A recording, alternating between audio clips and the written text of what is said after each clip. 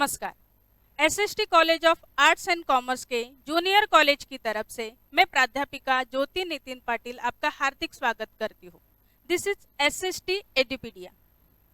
विद्यार्थी मित्रों, आज की कक्षा है 12वीं। 12वीं की जो कक्षा है उसका विषय है हिंदी, और इस हिंदी विषय का ही आज हम परिचय लेने वाले हैं।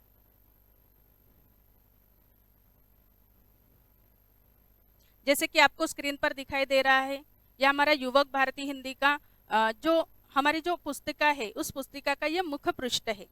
शुरुआत में ही कुछ ऐसे उदाहरण, कुछ ऐसे चित्र आपको दिखाई दे रहे हैं जो साहित्य जगत से जुड़े हुए हैं, जो रोजगार के माध्यम है, ऐसे कुछ विषय इसमें दिखाई दे रहे हैं। 12वीं कक्षा में अभी आपको हिंदी विषय में पढ़ना क्या है, तो बच्चों एक बात ध्यान में रखो, आपको 4 विभाग रहेंगे जो पढ़ने हैं, और 5वां विभाग जो रहेगा वो रचना विभाग, ग्रामर से रिलेटेड रहेगा।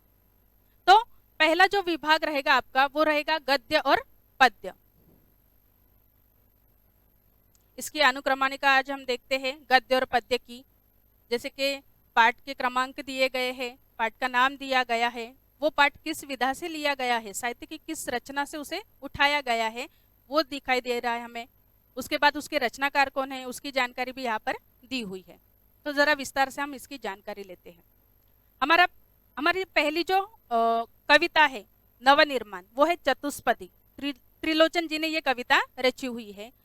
अभी इस चतुष्पदी में जीवन में जो संघर्ष आते हैं तो उससे हमें कैसे उभर के बाहर आना है, एक आशावादी दृष्टिकोण यहाँ पर दिखाया गया है। दूसरा जो हमारा पाठ है वो है निराला भाई। ये एक संस्मरण है जो महादेवी वर्मा जी ने लिखा हुआ है।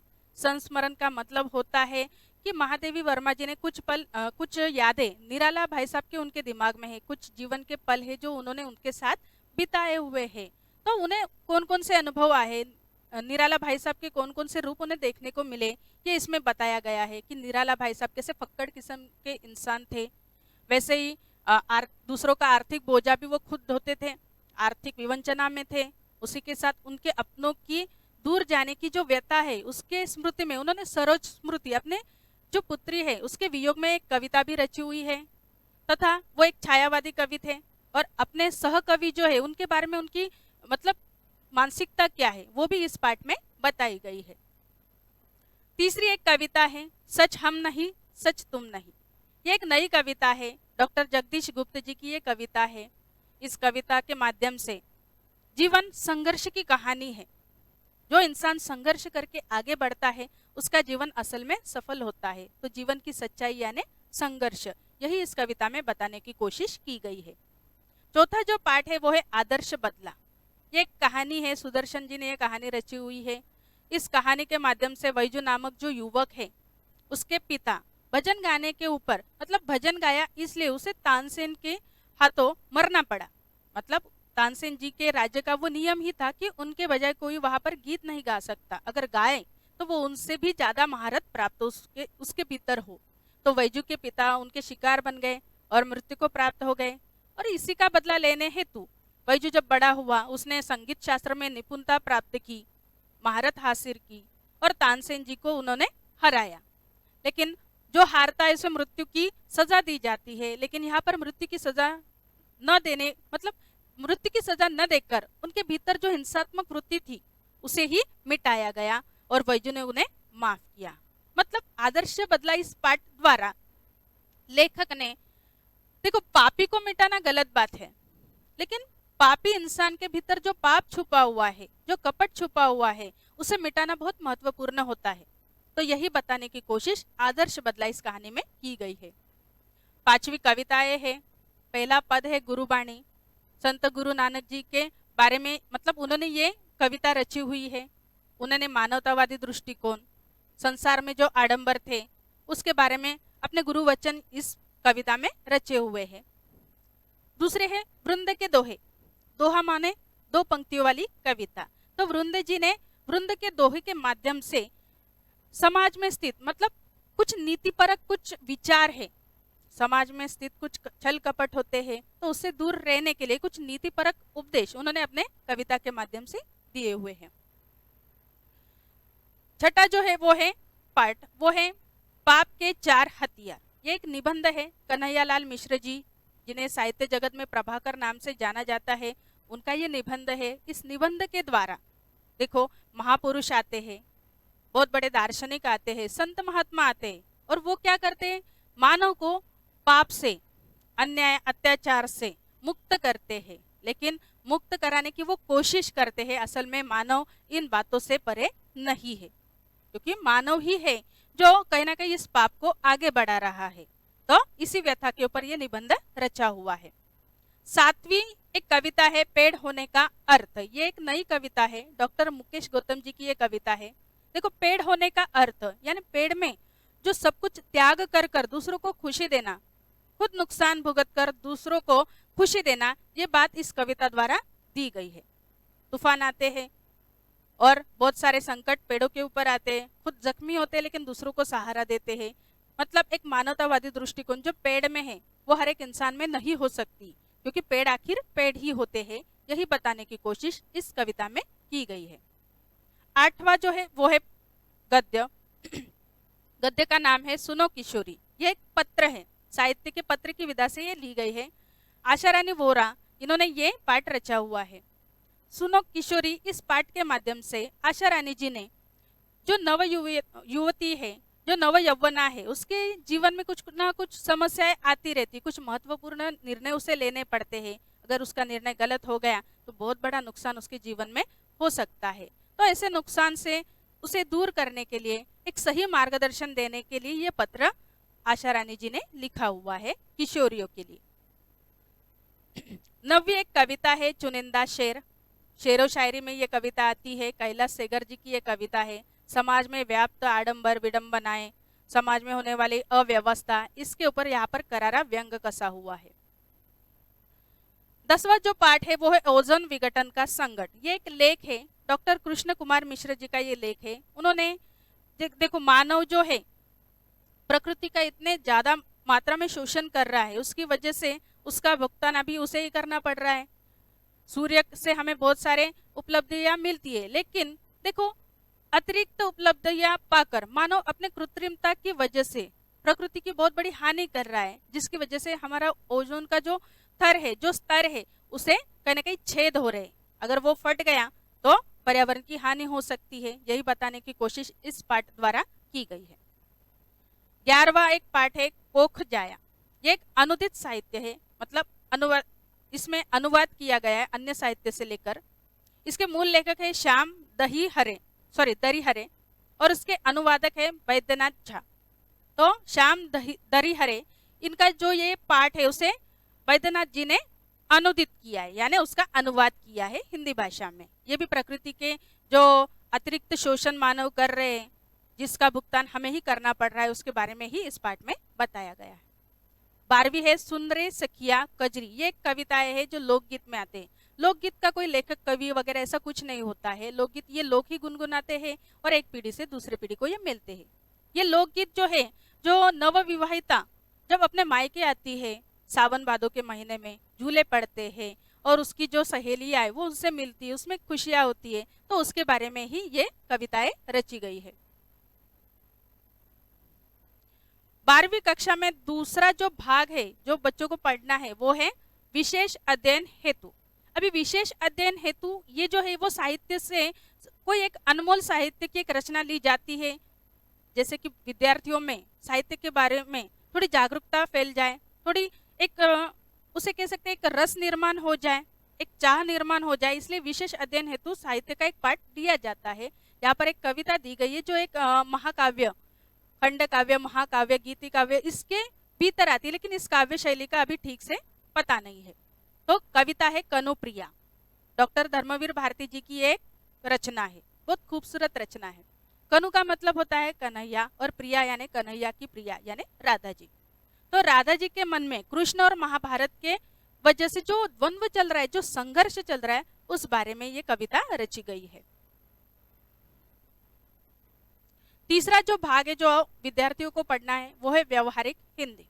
देखो बच्चों, ज्यादातर विद्यार्थियों को लगता है कि लैंग्वेज हम क्यों ले, उसमें हमें रोजगार के कौन से माध्यम उपलब्ध हो सकते हैं, लेकिन ऐसा नहीं है कि हिंदी भाषा ये विषय का चुनाव करके भी आप अच्छे अच्छे रोजगार प्राप्त कर सकते हो। उसी का ये उदाहरण होता है व्यवहारिक हिंदी, यानी ये आप व्यवहारिक जीवन में इसका इस्तेमाल कर सकते हो और अच्छे अच्छे रोजगार भी इससे प्राप्त कर सकते हैं।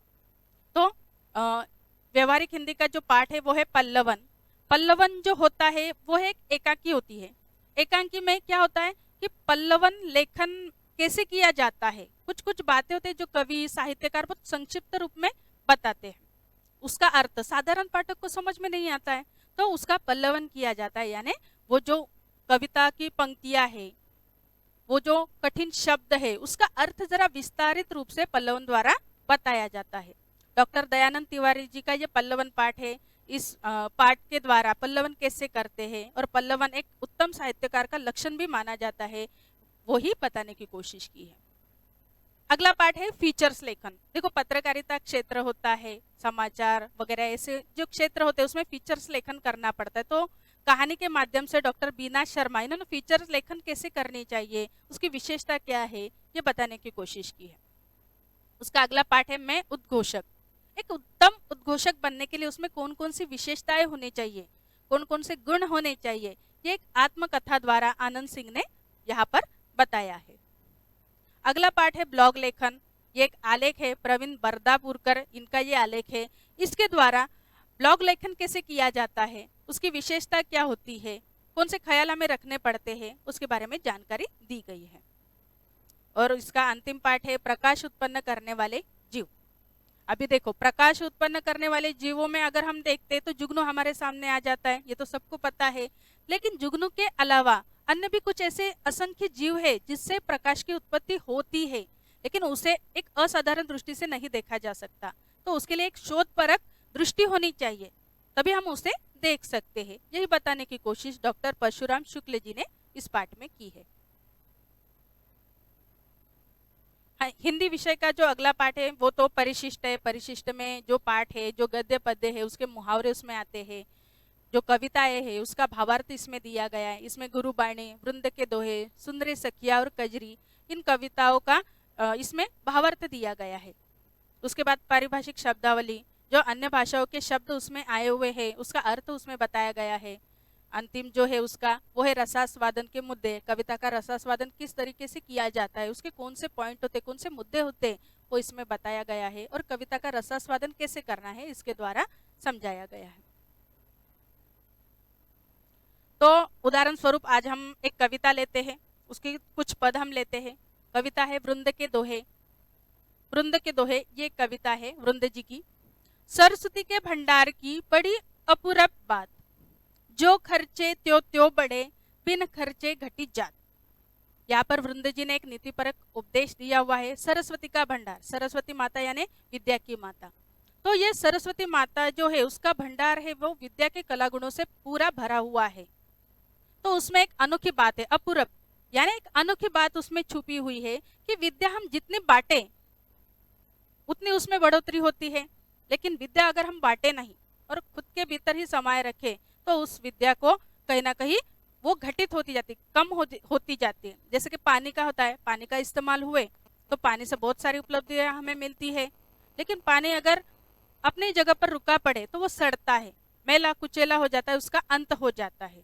तो विद्या का भी कुछ ऐसे ही है, जितना बांटो उतनी बढ़ेगी, ऐसी ये संपत्ति है। वैसे तो धन पैसे हम जितना बांटते हैं वो तो कम होता जाता है, लेकिन विद्या का धन इतना अनोखा है कि जितना बांटो उतना ही वो बढ़ता जाता है। इसलिए विद्या जो है, ज्ञान जो है, उसे समेट कर मत रखो, उसे हर एक व्यक्ति को बांटो। यही बताने की कोशिश वृंद जी ने इस दोहे द्वारा की है।